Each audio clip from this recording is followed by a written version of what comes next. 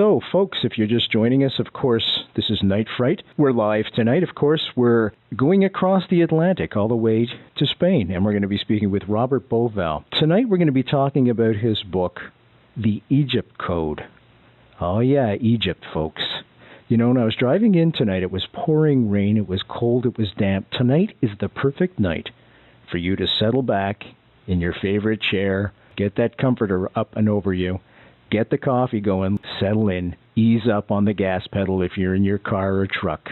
Just relax, take it easy, no sense having an accident, because we're going to entertain you tonight and we're going to educate you. We're going to educate you about the mysteries, those ancient mysteries that have surrounded Egypt.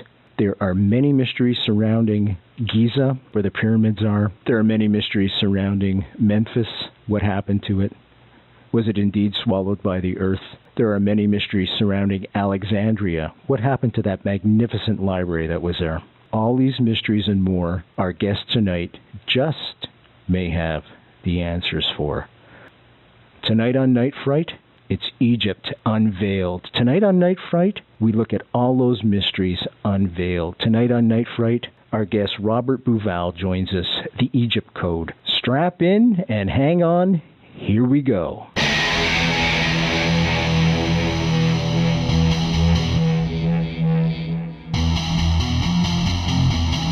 There is a time to question.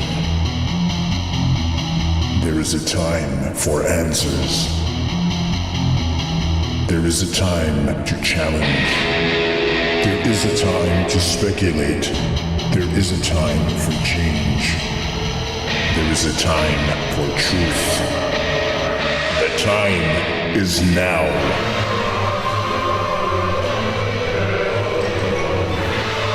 Welcome to Night Fright, your voice in the dark for paranormal and conspiracy radio.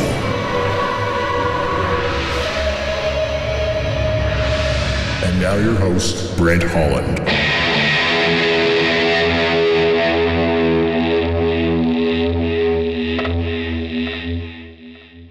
Folks, if you're just joining us, of course, this is Night Fright. I'm your host, Brent Holland.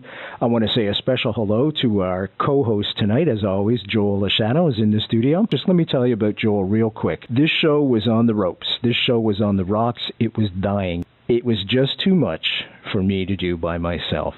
Joel came along. He stepped up to the plate. And he is now managing and become the man, the contact man, in order for people to contact to come on this show. And believe me, that is a monumental task in itself. And he's doing an amazing job. Case in point, our guest tonight, Mr. Robert Bauval, all the way from Spain. How great is that? Right here on Night Fright. This ain't the CBC, folks.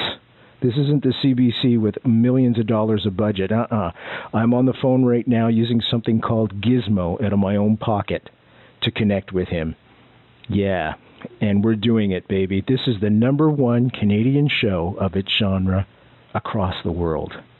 How great is that? And that's because of you, the listeners, right here on www.nightfrightshow.com, www.nightfrightshow.com. Folks, if you're just joining us, our guest tonight is Robert Bauval on the phone live from Spain. Whereabouts in Spain are you, Robert? I am on the Costa del Sol in the extreme south of Spain, just outside Malaga.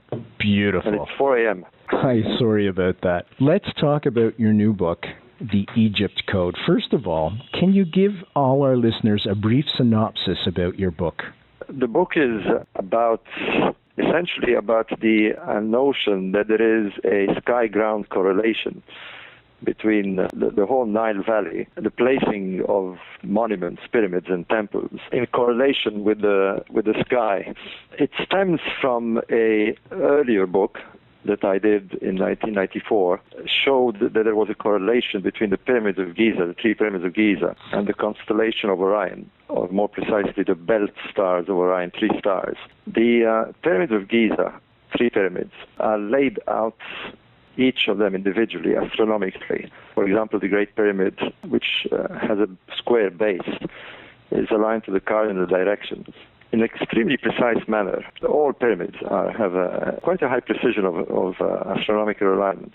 Now, the three pyramids are laid collectively in such a way that the first two, which are the largest, are on a 45-degree diagonal to the Nile. There's a line that passes through their square base along the diagonal, whereas the third pyramid is much smaller and offset from that diagonal. It's been like this for 5,000 years, but for some extraordinary reason, nobody paid attention to this strange anomalistic layout. So this anomalistic plan, as I called it, I noticed it in 1983 it was. For some reason it wasn't picked up, although it was always there. In those days we didn't have Google Earth and easy access to satellite photographs and so forth.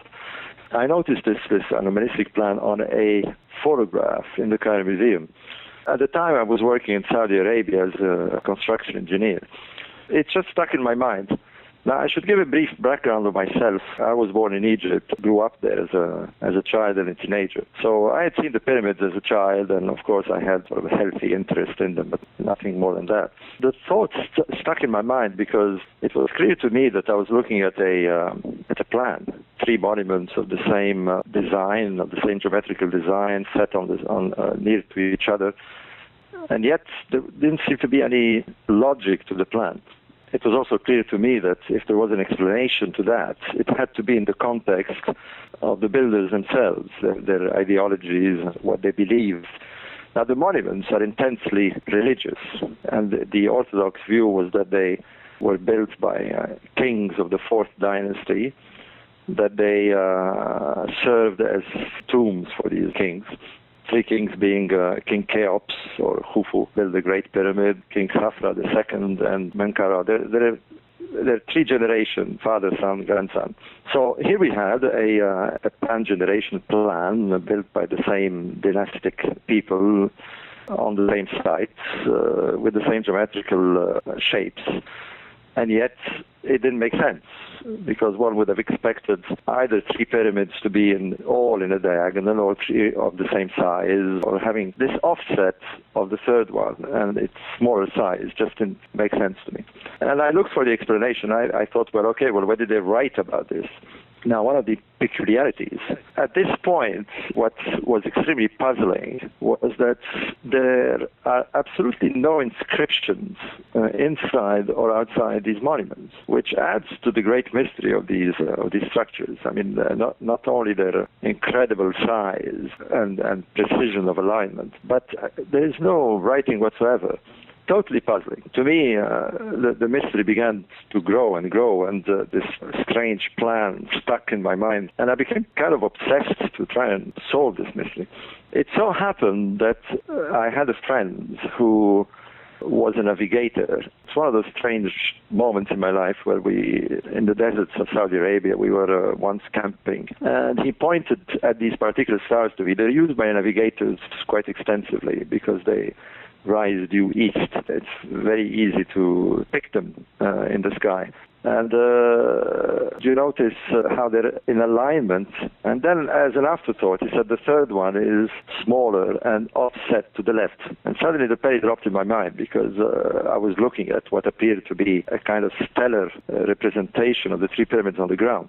What clinched it for me was that when I realized that there was, in fact, texts written by the pyramid builders, but not in these pyramids, in the pyramids that immediately followed the 5th dynasty. I should give it a few dates here. The 4th dynasty is supposed to have taken place in 2500 BC. 100 years later or so was the 5th dynasty. And in the 5th dynasty pyramids, which are much smaller, not very far away from the Great Pyramids of Giza, are inscribed the so-called pyramid texts. In contrast to their predecessors, these smaller pyramids are full of texts. And in these texts describes, of course, the ideologies of the builders, and essentially they're a kind of magical text to have the pharaoh resurrect. And it's very clear as you flutter through those texts that the intention of the king is to somehow make his way to the stars. And they give a very specific location for his afterlife destiny. And lo and behold, it's supposed to be this constellation of Orion. So here we had a textual support for what I was looking at. I plucked a bit of courage and I wrote to a few Egyptologists, particularly the late Professor Edwards, who was the authority on pyramid studies and curator of the British Museum. Not only he was rather impressed with this idea, but he let me know that there was a shaft within the Great Pyramid that actually pointed at the time of construction to Orion's belt. So to me that was it. That was the clincher. What added further to this was that the position of the pyramid on the ground relative to the Nile are also almost precisely the same way as the stars of Orion's belt are to the Nile. So you had a kind of sky map that matched the ground map in the region of Giza. This became known as, to cut a long story short, and I have time to discuss a bit more on. I eventually published this in a professional article, and in '94 I published a book called The Orion Mystery. By the time I published the book, it was picked up by the BBC, and they made a major documentary, which was shown on the day of the launch of the book. And it kind of launched this theory, literally sky high. It became known as the Orion correlation theory. It's a theory that has rocked the academic establishment quite a bit. It's highly debated, very much embraced by the public. I think in several of my shows were probably shown on Canadian televisions. It has been the subject of about 15 or 20 documentaries since its publication. I have actually seen one, Robert, so I know exactly what you're talking about. And yes, it was a BBC documentary. It was an ABC special. It was broadcasted on History Channel. I've lost count. The book that I've written is now in about 30 languages. It's one of those theories that has grabbed the imagination of the public simply because it's so obvious once you see that correlation. And yet the strange thing about it is that it hadn't picked up through the centuries. It's one of those strange things. It's once you see this in photographic comparison, it's very, very striking. So the basis of my work is this correlation theory. However, to answer your original question, and I'll be very brief now, what was always thrown at this theory is, well, fine, what about the other monuments? What about the rest of Egypt? Is there a similar ideology that was applied across the board? Now, Egypt is a country that is a civilization that lasted for 3,000 years, and there are monuments that are spread all along the course of the Nile, starting from the Cairo region all the way to the extreme south in Abu Simbel. It's about 1,000 kilometers of Nile Valley.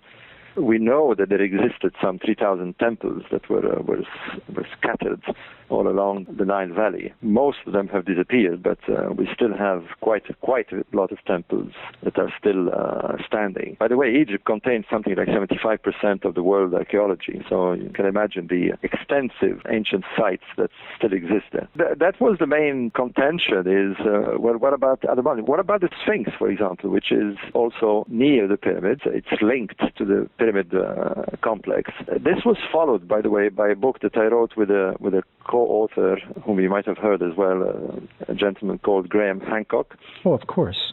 Sure. Very popular in Canada. With his famous book, Fingerprints of the God. Well, Graham and I got together in '95, and we published a book called Keeper of Genesis, which I think in Canada was titled Message of the Sphinx. And in this book, we not only show that the Sphinx is also part of the Giza plan, the three-pyramid plan, but we show that the whole complex, i.e. the pyramids, including the Sphinx, correlated to the region of Orion and the constellation of Leo at a time which infuriated even more the academics, because the time that this correlation takes place was long before they accepted the accepted date of the beginning of Egyptian civilization. The time that we extracted from the analysis of the astronomical correlation was 10,500 BC, which takes us back some 8,000 years before established views in the academic world. Yeah, most academics think that the Egyptian civilization, folks, only goes back to 5,000 years. Indeed, and that caused one hell of a... I mean, it wasn't bad enough that I had all this... Because you're more than doubling the accepted time.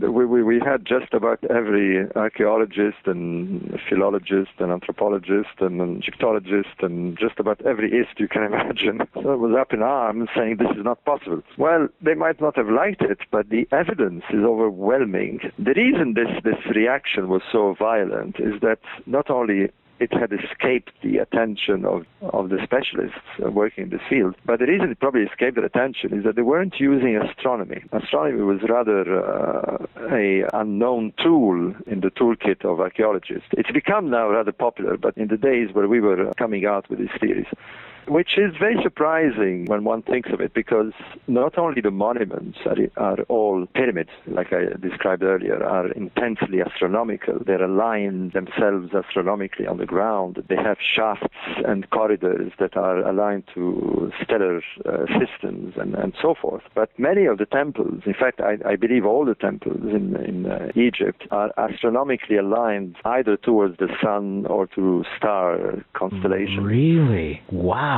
Yes, this is well known now, and it had been known before. I mean, before I came on the scene, which makes it very, very puzzling. Let alone that the texts are intensely astronomical as well. I mean, the pyramid texts are, I suppose, one could describe them as archaic astronomy. They're extremely metaphorical, of course. But just let me interrupt you for a second here, Robert, because I want to tell folks who we're speaking with. You're listening to Night Fright, your voice in the dark for paranormal and conspiracy radio. The time is now. And now your host, Brent Holland.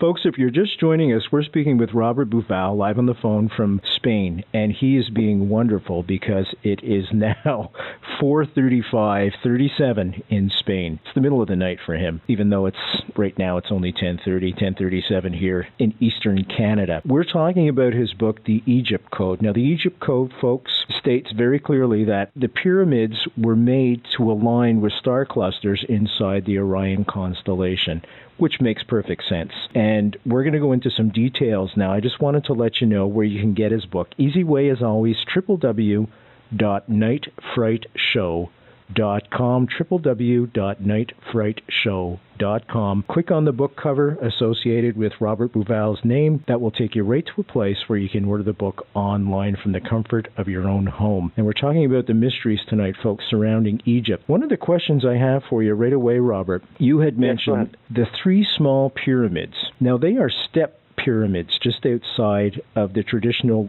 large three pyramids we see in Giza. There's three smaller ones, folks, kind of behind. They're step pyramids. Is there a reason why these were made into step pyramids as opposed to the larger ones, which are perfectly smooth? You're talking about the smaller pyramids on the Giza site?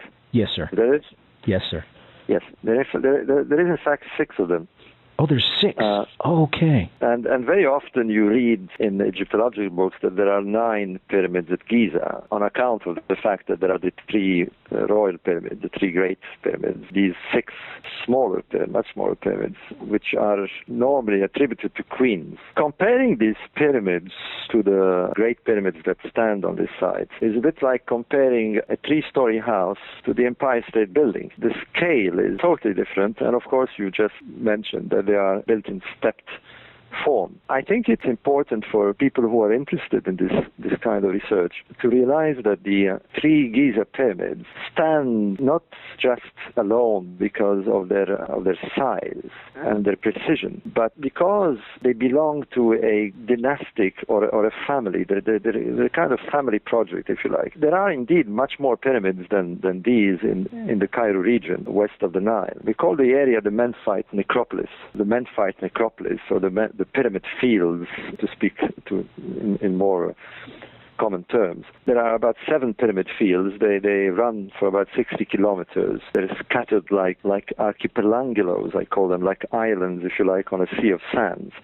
They sort of stick out in clusters. So out of these, in the Memphite necropolis, there are approximately 25 royal pyramids. The earliest one, indeed the very first pyramid, is a step pyramid. The term pyramid is wrong here because step pyramid cannot be a pyramid. The definition of a pyramid is a geometrical shape, like most people imagine it. It's a smooth five-cornered shape. And a regular pyramid has an angle of 52 degrees, which is the case of the Giza pyramid. The Giza pyramids are regular pyramids. They're absolutely true pyramids. Step pyramids usually have 7 steps and are probably perhaps the prototype of finally the true pyramids that emerge. Step pyramids occur in the 3rd dynasty. The very first is a step pyramid in Saqqara, known as the Step Pyramid Complex. Coming back to the small pyramid with Giza, let me situate them for you. There are 3 that are on the east side of the Great Pyramid, and there are 3 that are on the south side of the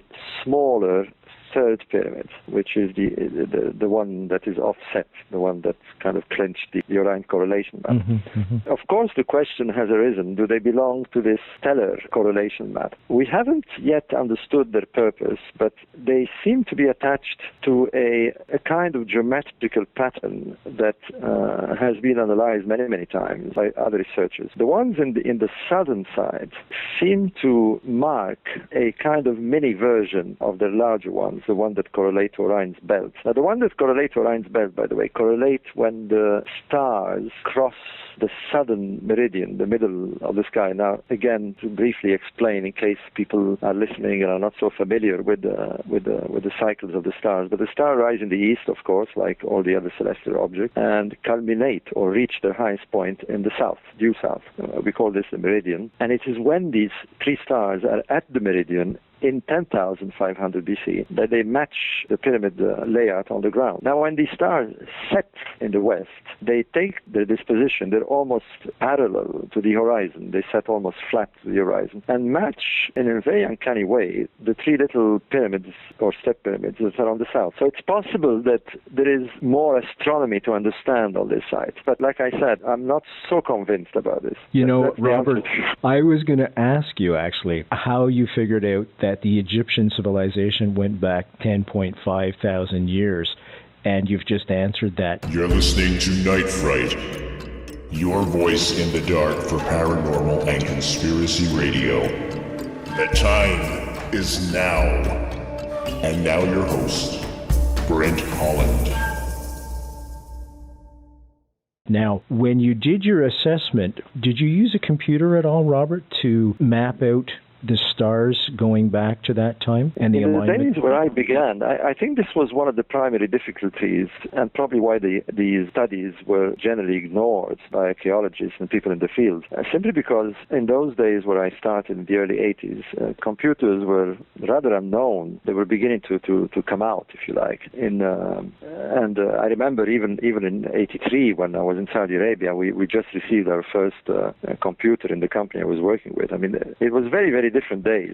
Oh, completely. And certainly the software was nowhere near available as it is today. Nor the power of the computers either. Or the power of the computers. I mean, my very first computer was an Apple IIc. I don't know if some people have that old to remember, but I'm of that vintage, my friend. I do remember I had an IBM 8088, so there you go.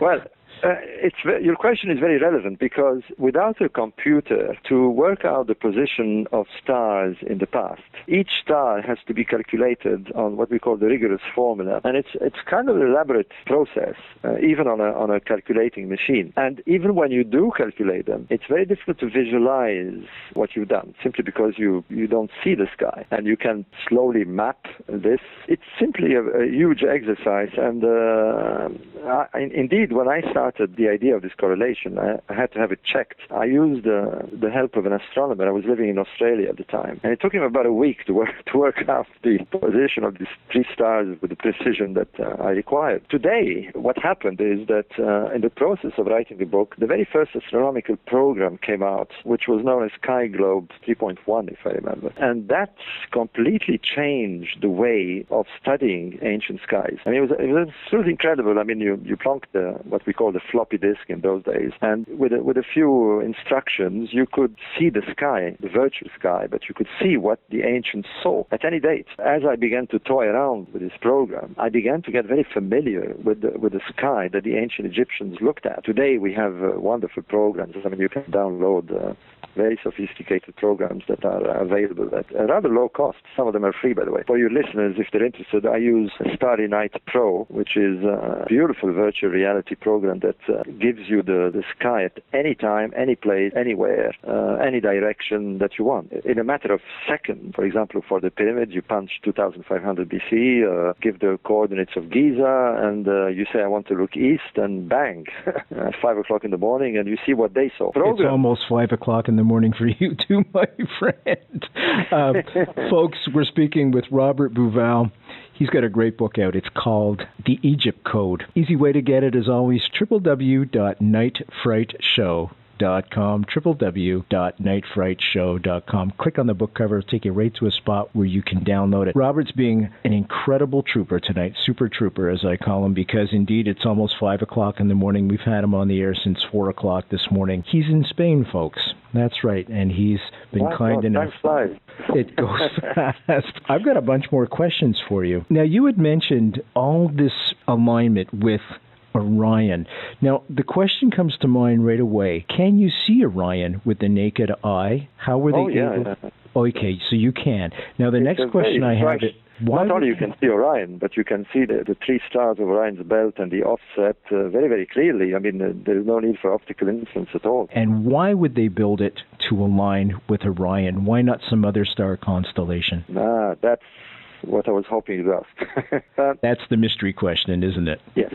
Now, we live in a world that, I always say this, we live in cities, we live in towns, and we tend to ignore the sky simply because we're preoccupied. And at nighttime, sadly, in many cities, such as Toronto, for example, the light pollution simply obliterates the stars. And it's kind of sad. I mean, I was reading an article not long ago that kids living in cities don't see the stars. It's as if they don't exist. Not so, of course, if you live outside cities, and especially if you live in desert regions, if you're out at sea. Suddenly you realize this amazing landscape that exists right above you. Now, the reason the Egyptians were very taken by this constellation is a geographical quirk of the land of Egypt. Egypt is an elongated country. Mm-hmm. It runs for about 1,000 kilometers from north to south, and it's literally a desert. It's a massive desert bisected north to south in the middle by the river Nile. Egypt is the Nile, if you like. It's the Nile with its adjacent fertile valley, and the rest is just desert. So living in Egypt, you are living in what astronomers would call a meridional landscape. Immediately you know the direction by being next to the Nile. You know you're looking north and south. But what brings something to this land is the cyclical peculiarity that the Nile has. Now, it's very evident for anybody, and especially for ancient people who are constantly under the influence of the night sky, to realize that the sky performs a cycle, a yearly cycle. The sun changes position through the year, and the stars rise and set through the night and rise at different times in a cycle of 365 days. This cycle, this majestic and very precise to the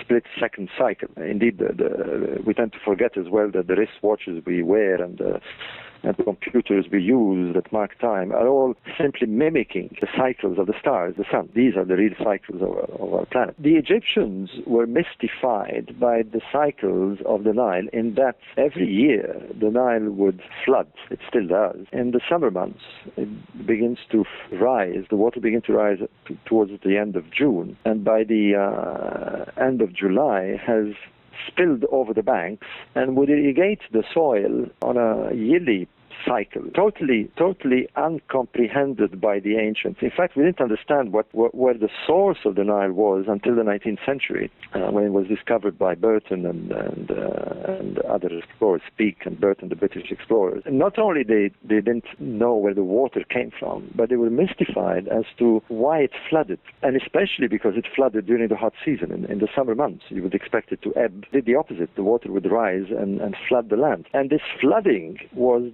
this natural hydraulic yearly cycle, irrigated the soil. Egypt was fertilized, if you like, every year. That's right. Yeah. And to them, it was a magical event, gift from the gods that brought this fertility, this rejuvenation of the land. In order to try and explain it, they looked at the sky, and they noticed that it occurred in what we call today the time of the summer solstice, when the sun reaches its highest point in its trajectory in the sky. But they also noticed that before sunrise would appear this constellation of Orion. The stars, again, it's something that sadly people are not aware, but the Egyptians were acutely aware, rise in the same place, but not at the same time. They have a slight 4-minute shift every day. What happens if you observe a constellation or a group of stars is that you will see it in the sky until one specific time of the year around sunset, just before sunset. The stars that you will observe, such as the stars of Orion, Orion's belt, will appear in the west just before sunset. And then you come the next day and you don't see them anymore. It's as if they've sunk under the earth in the west. And they will stay in this invisible state, as if they've sunk under the earth for about 70 days. And then, as if by miracle, they would appear again in the east, just before dawn. We call this the heliacal rising, the dawn rising of the stars. And it is this dawn rising that of Orion's belt that occurred just before the flood would arrive. And they made an association. They began to think that it was the stars, the appearance of the stars, the rebirth of the stars that caused the rebirth of the Nile. So the whole focus was on this constellation of Orion, which not surprisingly, created a religious mythology. They associated this constellation to their god of resurrection, Osiris, and the whole rituals of rebirth, which they did for their pharaohs, were centered around the cycles of the stars. For example, the 70 days of invisibility were mimicked by the mummification period. We know that they mummified the kings, and the process took 70 days. So it's very, very obvious that they somehow believed that the stars could cause resurrection, were the trigger, the magical devices that cause resurrection. So that's the basis of this idea, which by the time of the pyramid builders began to be such a full-fledged religion, teller religion, that they attempted to create a kind of heaven on earth where the rituals could be performed. So that's the kind of backbone to this theory, is that one must think in the cosmological religious terms of the ancient builders. And when you think in those terms, it makes perfect sense why they did it. So that's the whole umbrella of this theory. You're listening to Night Fright, your voice in the dark for paranormal and conspiracy radio. The time is now. And now your host, Brent Holland. I see. So the pharaohs would think that by being projected out of this little tiny window towards Orion, they would be in Orion and therefore would be resurrected. Kind of, sort of? Yes. I mean, it may. Yes, I mean, the pyramids can be said to be. I mean, let me say something else, which also adds supportive evidence for this correlation, is that they actually gave names to the pyramids, and many of the names they gave are very clearly stellar. They call certain pyramids the star of this or that pharaoh. It's very clear that this idea is cogently supported by the evidence of the context. But in the mind, I think one of the difficult things that Egyptologists have is that you have to get yourself in the mindset of the builders. You know, thinking today, the terms that we think today in the scientific terms, we have difficulty in correlating ourselves to ancient people who thought in a very, very different way. Oh, completely. And in the minds of the builders. A good example of that is the fact that the pyramids were built. Folks, they didn't even have the wheel. So imagine the geometric genius of these folks, but there was no use of the wheel. It was before the discovery of the wheel to make the pyramids. So you're quite right. We have to empathize with them, put ourselves in their mindset, and that's the trick. Absolutely. I think it's not just with the ancient Egypt. I mean, any ancient culture we're going to study. It's very important not just to get oneself in the mindset, but to also be very familiar with what we call observational astronomy, naked eye astronomy, looking without optical instruments. I mean, everybody can do that, because these people, these ancient people, were very, very taken by the events in the sky. Not just the Egyptians, but the Mayans, the Aztecs, the Chinese, or ancient cultures, which is very understandable because the sky was a mystery to them, and the sky offered a kind of second landscape landscape where the activities of the gods were taking place, where the whole religious ideologies were manifest. So without that kind of mindset, you're going to have trouble understanding the ancients. Anyway, coming back to the pyramid builders, one has to see the pyramids not as tombs. I think placing a label on them as a tomb completely misguides those who are interested in these monuments, because the Egyptians would have been baffled that we see them as tombs. They would have seen them as, I suppose, using our terms, as resurrection machines, as kind of launching pads to the stars, the kind of archaic version of a Cape Canaveral, if you like. And to them, they were places where, through the magical effect of rituals, one could launch the soul of the pharaoh or the soul of the individual who would be subjected to the rituals to the stars. So that's how they saw it, and we must get into that mindset to understand them. So this is the battle that I have with Egyptologists, is that they insist on approaching the study of ancient Egypt, particularly the pyramids, claiming that they're scientists. Well, the ancient Egyptians were metaphysicists, they were metaphysicians, and one has to think in metaphysical terms to understand them. If you apply science in the way that we understand science, you're just not going to get them. So that's the reason why there is this kind of difficulty in understanding ancient Egypt. You know, sir, as you talk, by the way, folks, our guest tonight is Robert Bauval. He's got a terrific book out called The Egypt Code, and that's what we're talking about tonight. If you're just joining us, the pyramids, of course, that are aligned with Orion. And you're quite right. They were seen as kind of a launching pad, folks. The spirit would be, if you will, launched into Orion, and Orion would come around and they would be resurrected along with that in a metaphysical sense. And that is the key. Easy way to get the book, www.nightfrightshow.com, www.nightfrightshow.com, and just click on the book cover as always. You're listening to Night Fright, your voice in the dark for paranormal and conspiracy radio. The time is now. And now your host, Brent Holland. When you were talking, Robert, right away I got the impression that everything that they did, the early Egyptians, was to connect spiritually or perhaps live connected to the gods, if you will. And this reminds me right away of First Nations folks here in Canada. They live very connected, and everything they do is very connected to God, to stay connected to God. Do you think that could be a possible parallel there, that it was a much more organic way of living? Absolutely. I mean, you know, it's what you've just said should strike a note to your listeners in Canada and everywhere in the world, because what is so different from our culture compared to these ancient cultures, even recent ancient cultures such as the New World cultures, but is that they thought in very, very different way. They thought, in a sense, in a more natural way. They saw themselves in a context that was such that everything was sacred to them. That's one thing that strikes you with the ancient Egyptians, is that they saw the land as a manifestation of the divine. Everything was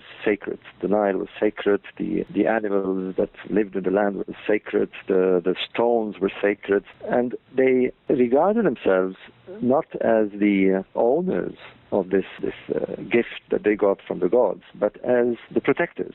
The keepers. It would have been inconceivable for the ancient Egyptians, for example, to pollute the Nile. Indeed, it was considered the highest of crimes to litter or throw things in the Nile that didn't belong there, which, of course, sadly is the case today. One has to get into the mindset of ancient people that saw everything in a sacred form. And perhaps, I'm very convinced myself, but that this is the natural way to think. You know, we have detached ourselves from this natural connection. We've, in a sense, unplugged ourselves from the natural world, and it's dangerous because we stop seeing things as sacred. And when we do that, we tend to exploit them. We're now in a phase of human development where the planet is a kind of giant quarry, which we're literally eating up.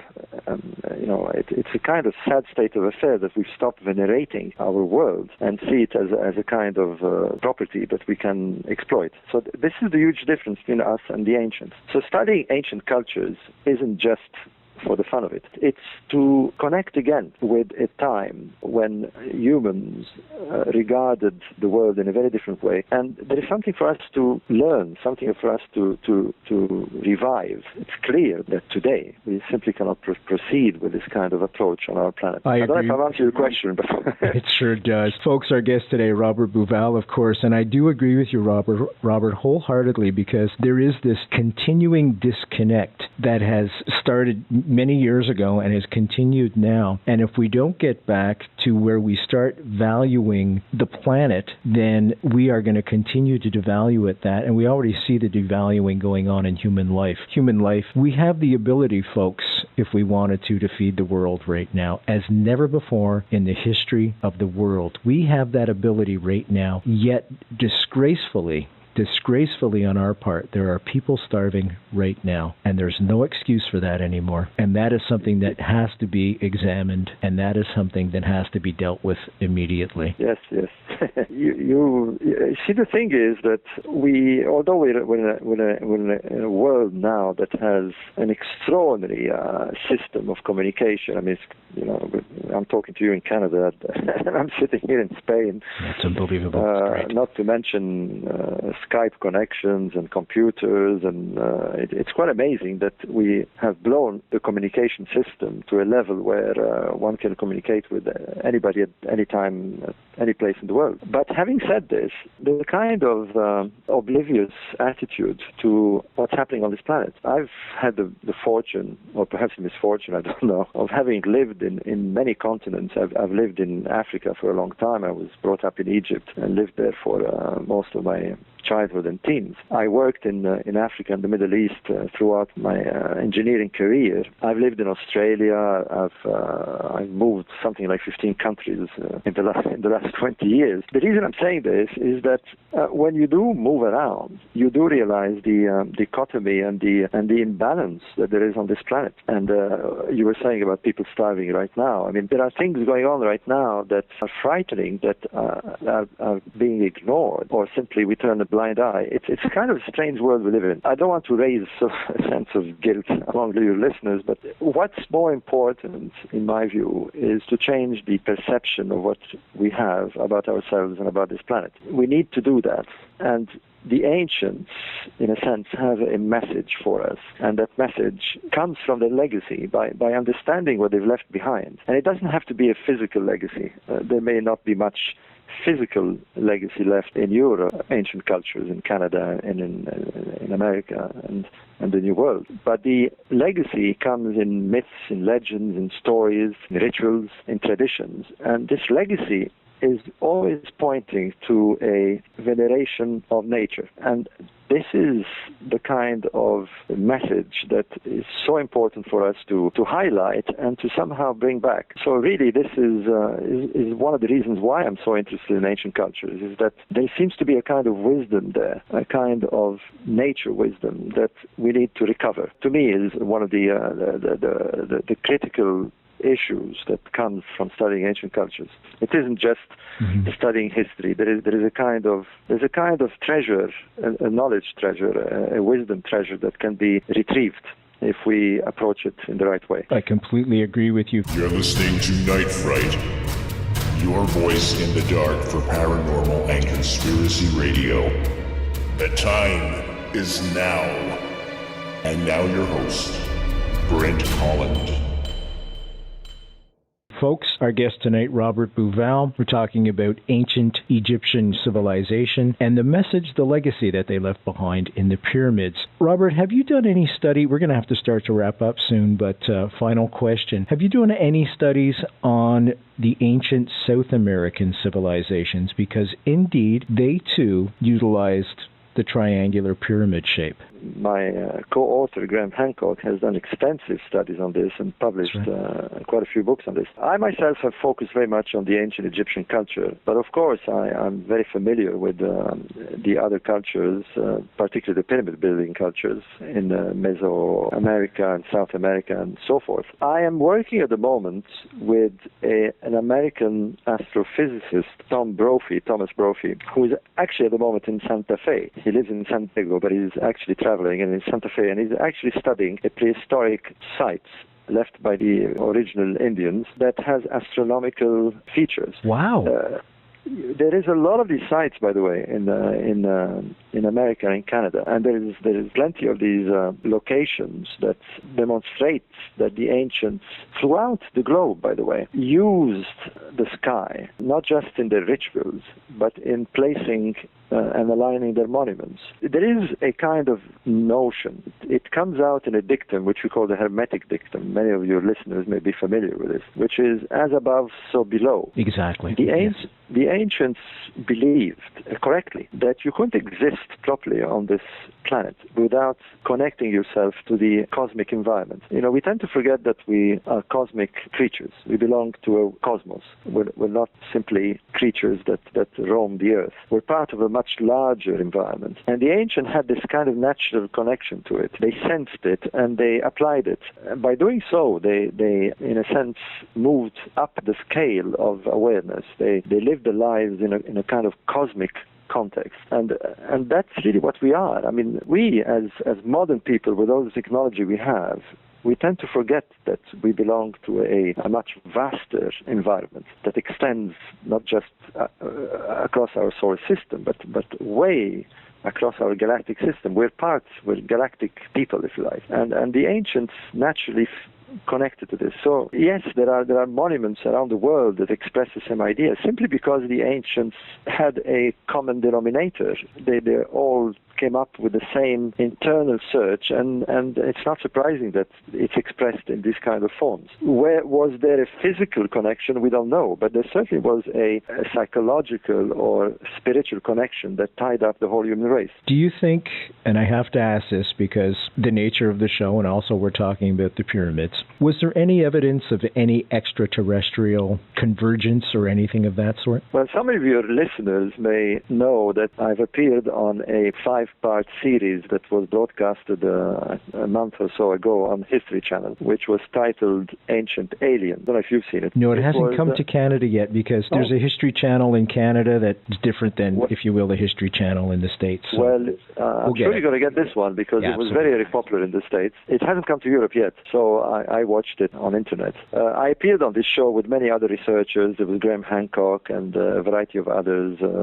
Robert Schoch. The show was masterminded by the bad boy of alternative science, is the Swiss-German Erich von Däniken. Oh, of course. I was just going to say Erich von Däniken, and that's why I asked that question. Yeah, well, Erich von Däniken is a very good friend of mine. Okay. He is indeed, and although Erich... Wait, folks, could I just interrupt you? September 22nd, Erich von Däniken's sidekick, I can't remember his name right now, will be here discussing his new book. George Tsakonis, perhaps. Thank you very much, my friend. Yes, I couldn't think of his name right away. Yeah. He was the main presenter of the show. George was the presenter of the Ancient Alien show. Mm-hmm. It's a 5-part series, and it looked at all the possibilities of alien intervention in ancient cultures. Now, I must say that I've been particularly resistant to such an idea, and Eric, who's a very good friend of mine, knows this. But finally, he persuaded me to come on the show, and the reason I did come on the show is that, contrary to the views that we had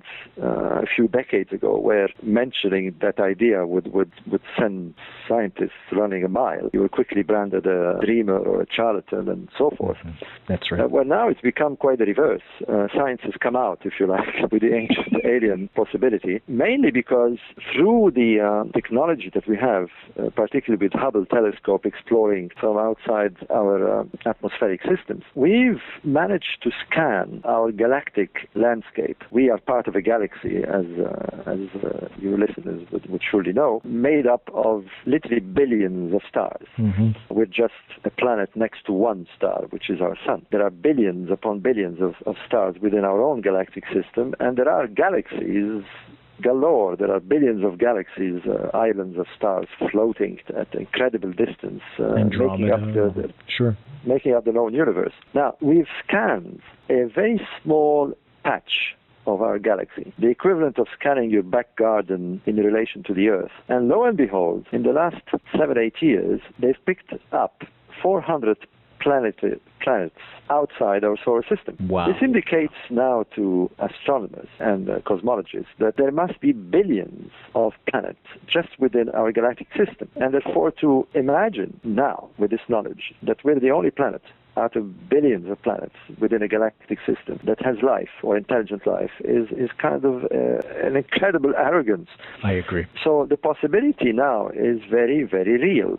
Soon, I'm very sure, as we scan further and further into our galactic system, we are going to find what we've always been looking for and what we've all suspected existed, in spite of the resistance of scientists, is that there is life out there. Well, I have to tell you, Robert, in all sincerity, I pray to God that we aren't the only intelligent life form, because if this is our example of intelligent life form in the universe, we're in trouble.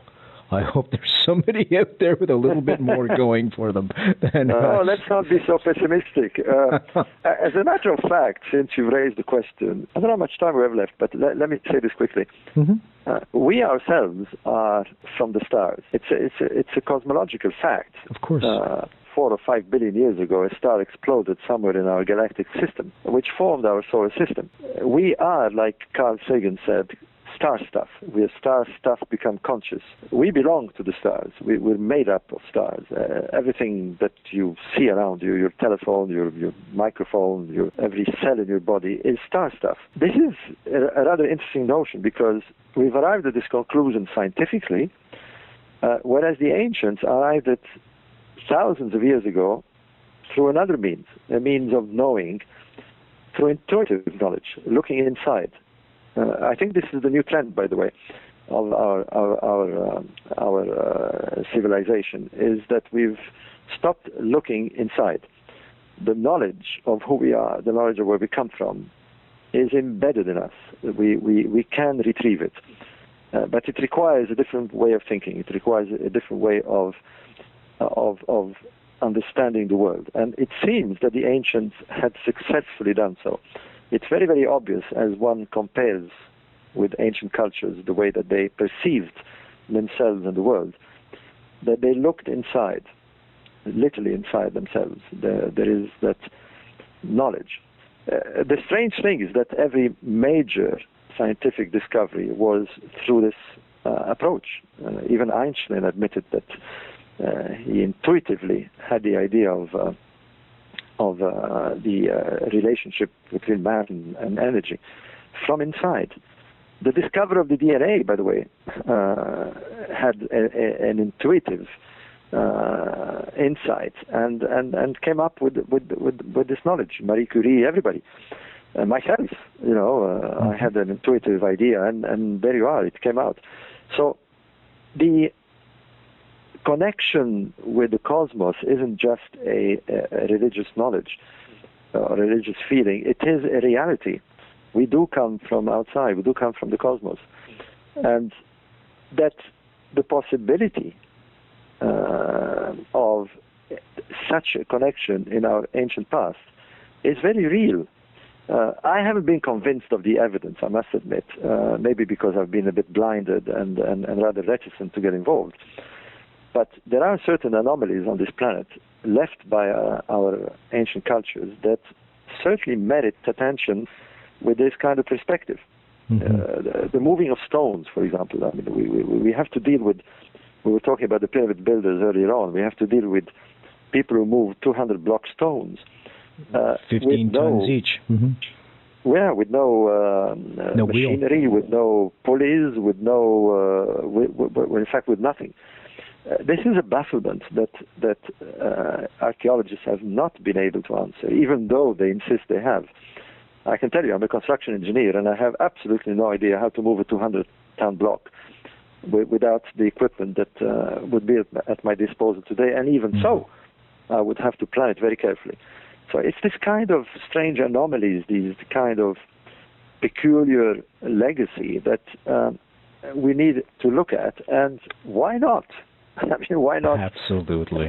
Look at this possibility. You're listening to Night Fright, your voice in the dark for paranormal and conspiracy radio. The time is now. And now your host, Brent Holland.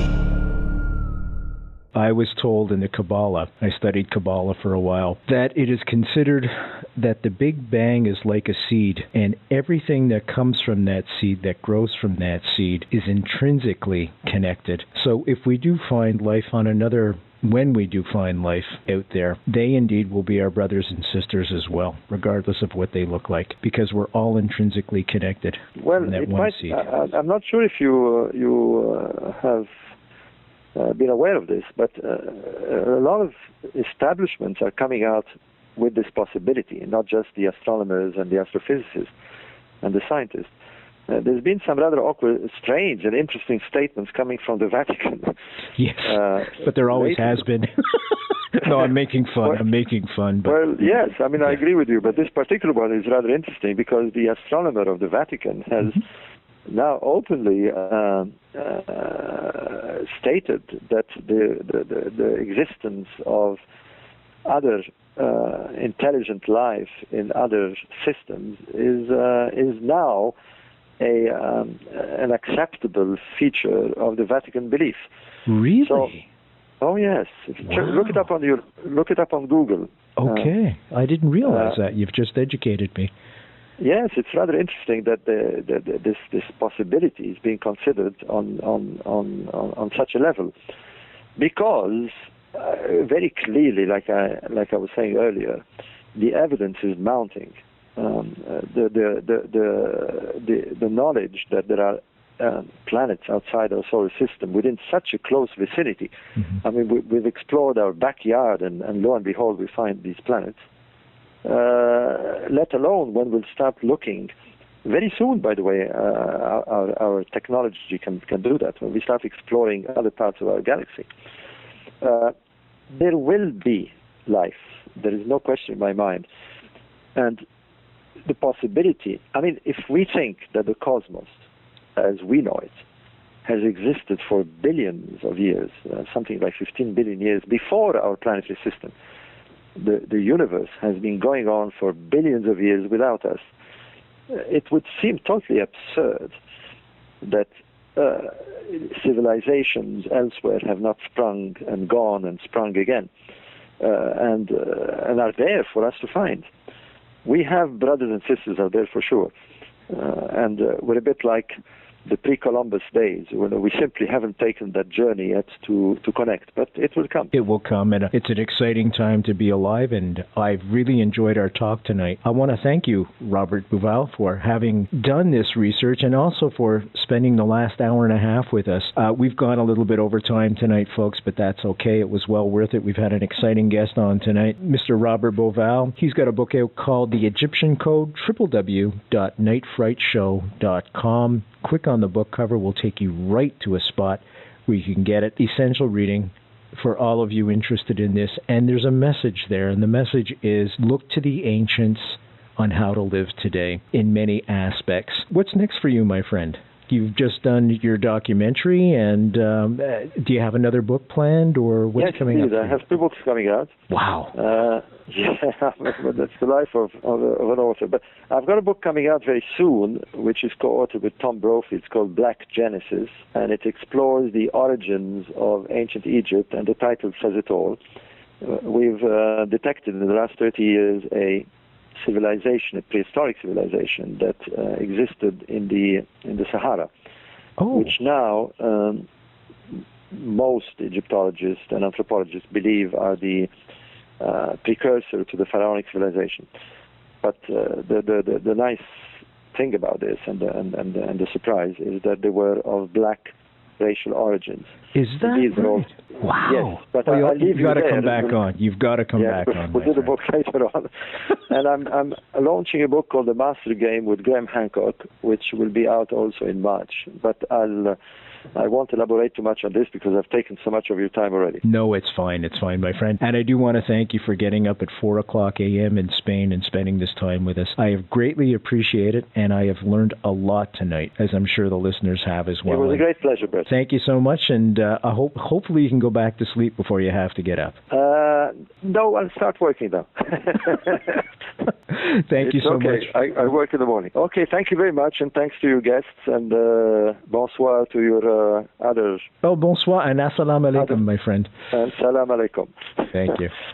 Bye-bye. Bye now. Bye. Folks, Mr. Robert Bauval, of course, www.nightfrightshow.com. For Joel the Shadow, I'm Brent Holland. See you later.